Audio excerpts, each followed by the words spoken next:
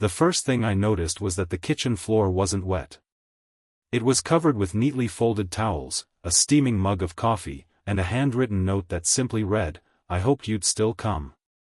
I had been called to repair a leaking sink in a quiet neighborhood outside Asheville, North Carolina, expecting nothing more than another routine plumbing job. Instead, I found myself standing in the home of my ex-girlfriend's younger sister, carrying a toolbox that suddenly felt much heavier than it should have. Some places hold memories so tightly that even years cannot loosen their grip, and I realized before I even touched a wrench that this house was about to change my life in ways I never imagined. If you believe kindness can heal old wounds, that forgiveness is stronger than pride, and that everyone deserves a second chance, please take a moment to like this video, leave a comment, share it with someone who needs hope today, and subscribe to the channel for more heartfelt stories. My name is Caleb, and for nearly 15 years I had built a reputation as someone who could repair almost anything. Pipes, water heaters, broken drains, frozen valves, those problems always made sense to me. Life, however, never followed the same simple rules. Years earlier, I had fallen deeply in love with Rachel, but dreams carried us in different directions. She accepted a career across the country while I stayed behind to care for my widowed father through his final illness. Neither of us had been wrong, but the distance slowly replaced love with silence until we signed the papers that ended our engagement. After that, I avoided everyone connected to those memories, including her younger sister, Grace. When the service request appeared with Grace's address, I almost turned it down. Bills, however, have a way of overruling emotions, so I drove there expecting an awkward hour and a polite goodbye.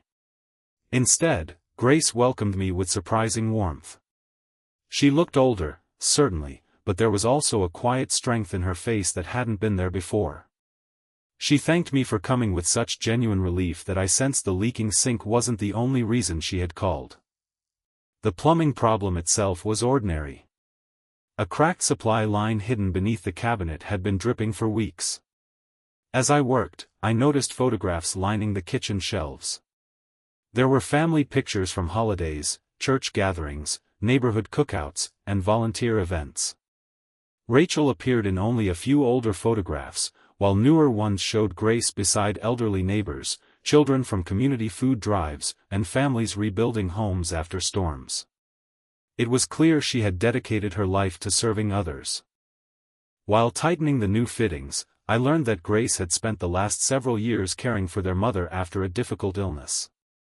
She never complained about the opportunities she had missed or the dreams she had postponed. Instead, she spoke with gratitude for every extra season she had been given with the woman who raised her. Her calm faith and gentle resilience reminded me of the values I had buried beneath years of loneliness and endless work.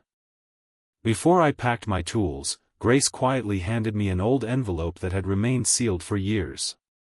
She explained that Rachel had written it shortly before moving away but never found the courage to send it.